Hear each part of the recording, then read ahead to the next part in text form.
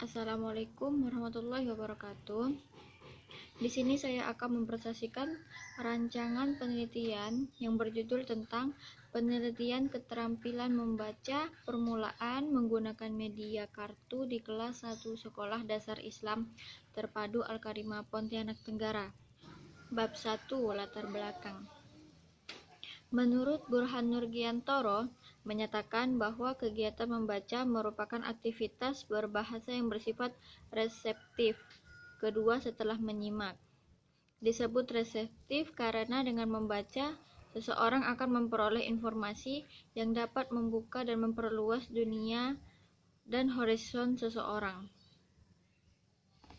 Kegiatan antara fisik dan mental.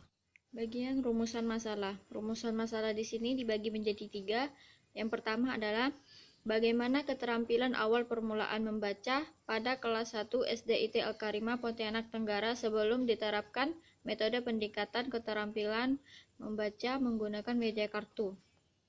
Dan yang kedua, bagaimana prosesnya pembelajaran saat menggunakan media kartu di kelas 1 SDIT Al-Karimah Pontianak Tenggara. Dan yang ketiga, bagaimana keterampilan akhir membaca permulaan setelah penerapan media kartu di kelas 1 SD ITL Karimah Pontianak. Dan tujuan masalah di sini juga dibagi menjadi 3. Yang pertama adalah bagaimana keterampilan awal permulaan membaca pada kelas 1 SD ITL Karimah Pontianak Tenggara sebelum diterapkan metode peningkatan keterampilan membaca menggunakan media kartu.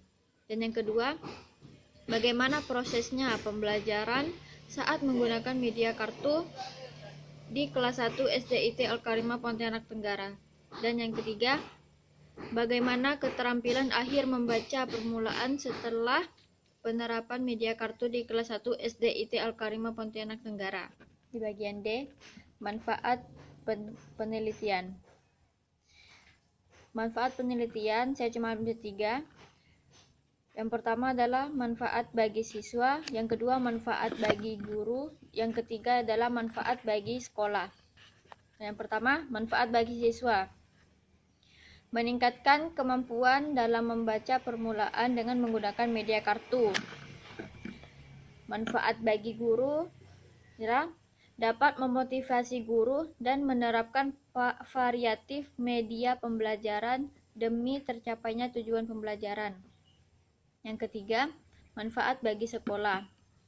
Meningkatkan perbaikan dan keberhasilan sekolah, yaitu terkait keterampilan membaca permulaan dengan menggunakan media kartu. Pengertian bahasa tersebut dapat disimpulkan bahwa alat komunikasi dari lambang yang berbunyi yang bersifat sistematik, manasuka, ujar, manusiawi, dan komunikatif yang digunakan untuk berinteraksi dengan orang lain. Membaca merupakan keterampilan berbahasa yang berhubungan dengan keterampilan bahasa yang lain. Membaca merupakan suatu proses aktif yang bertujuan dan memerlukan strategi. Hodgson dalam Pandawa tahun 2009 mengemukakan bahwa membaca ialah suatu proses yang dilakukan serta digunakan oleh pembaca untuk memperoleh pesan yang disampaikan penulis melalui media bahasa tulis. Sedangkan Depdikbud dalam Nurhayati Pandawa pada tahun 2009 menuliskan bahwa membaca ialah proses pengolahan bacaan secara kritis, kreatif, yang dilakukan dengan tujuan memperoleh pemahaman yang bersifat menyeluruh tentang bacaan itu. Dalam penelitian terhadap keadaan, nilai, fungsi, dan dampak bacaan itu. Selanjutnya, Anderson berpendapat bahwa membaca adalah suatu proses kegiatan mencocokkan huruf atau melafalkan lambang-lambang bahasa tulis. Hal ini disesuaikan dengan membaca pada level rendah. 3. Jenis-jenis membaca.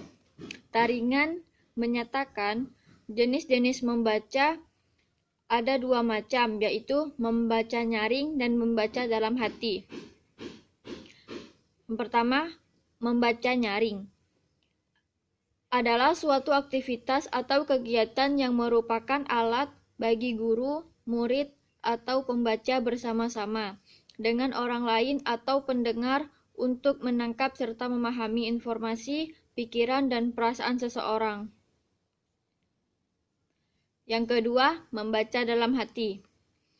Membaca dalam hati pada dasarnya mempergunakan ingatan visual atau biasa disebut visual memory, melibatkan pengaktifan mental dan ingatan. Media kartu. Dalam pembelajaran membaca, guru dapat menggunakan strategi permainan membaca. Misalnya, mencocokkan kartu, ucapan kata itu, temukan kata itu, kontes ucapan, temukan kalimat itu, dan baca. Guru dapat melakukan simulasi pembelajaran dengan menggunakan kartu berseri, atau biasa disebut dengan flashcard. Kartu-kartu berseri tersebut dapat berupa kartu bergambar, kartu kalimat, dan kartu kata. Metode penelitian. Secara umum, metode penelitian dapat diartikan sebagai cara ilmiah untuk mendapatkan data, tujuan, dan kegunaan tertentu, menurut Sugiono tahun 2013. Sedangkan menurut Hadari Nawawi tahun 2013, bagian metode penelitian menjadi 4 jenis. Yang pertama, metode filosofis, yang kedua, metode deskriptif, dan yang ketiga, metode historis. Yang keempat, metode eksperimen. Bentuk penelitian. Bentuk penelitian ini adalah penelitian tindakan kelas (PTK) atau yang dikenal dengan Classroom Action Research. I.G.A.K. Wardani tahun 2008 menyatakan penelitian tindakan kelas adalah penelitian yang dilakukan oleh guru di dalam kelasnya sendiri melalui refleksi diri dengan tujuan untuk memperbaiki kinerjanya sebagai guru, sehingga hasil belajar siswa menjadi meningkat. Subjek dan objek penelitian. Yang pertama tuh, subjek penelitian. Subjek dalam penelitian tindakan kelas ini adalah peneliti selaku guru kelas dan siswa kelas 1 Sekolah Dasar Islam Terpadu Al-Karimah tahun ajaran 2019-2020 yang berjumlah 20 orang siswa. Terdiri dari 12 orang siswa laki-laki dan 8 orang siswa perempuan. Objek penelitian. Objek penelitian tindakan kelas ini dilaksanakan pada semester 2 mata pelajaran Bahasa Indonesia di kelas 1 Sekolah Dasar Islam Terpadu Al-Karimah Pontianak Tenggara. Teknik pengumpulan data. Ada beberapa macam teknik yang digunakan dalam penelitian agar data yang diperoleh lebih objektif dan akurat. Teknik pengumpulan data dibagi menjadi dua, yaitu teknik observasi langsung dan teknik pengukuran. Menurut Mahmud, pada tahun 2011, observasi langsung atau biasa disebut direct observation adalah observasi yang dilakukan tanpa perantara secara langsung terhadap objektif yang diteliti, seperti mengadakan observasi langsung terhadap proses belajar mengajar. Yang kedua, teknik pengukur. Pengukur adalah cara yang dilakukan peneliti dalam mengumpulkan data dengan menggunakan alat ukur. Pengukuran dapat juga berarti bagaimana peneliti mengukur indikator variabel. Instrumen penelitian. Instrumen penelitian adalah alat dan fasilitas yang digunakan dalam pengumpulan data. Instrumen yang dilakukan dalam penelitian ini adalah tes individu dengan cara tes untuk kerja membaca. Dari uraian pedoman membaca dapat dilihat tabel kisi-kisi membaca permulaan. Yang pertama, kisi-kisi membaca kewajaran lafal. Yang A, membaca kata dan kalimat dengan lafal yang tepat. Skornya ada 3. Yang B, membaca kalimat dengan lafal yang benar. Skornya 2. C, membaca dengan lafal kurang benar. Skornya 1.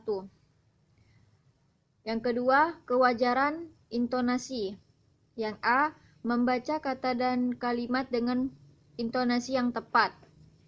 Skornya 3. Yang kedua, membaca kalimat dengan intonasi yang benar. Skornya 2. Membaca dengan intonasi yang kurang benar. Yang C. Itu skornya 1. Yang ketiga, kisi-kisi membaca kelancaran. Yang pertama, membaca kata dan kalimat dengan benar. Skornya 3. Yang B, membaca kata atau kalimat saja dengan lancar. Skornya 2. Yang C, tidak bisa membaca kata dan kalimat dengan lancar. Skornya 1. Jadi jumlah skor semuanya adalah 9.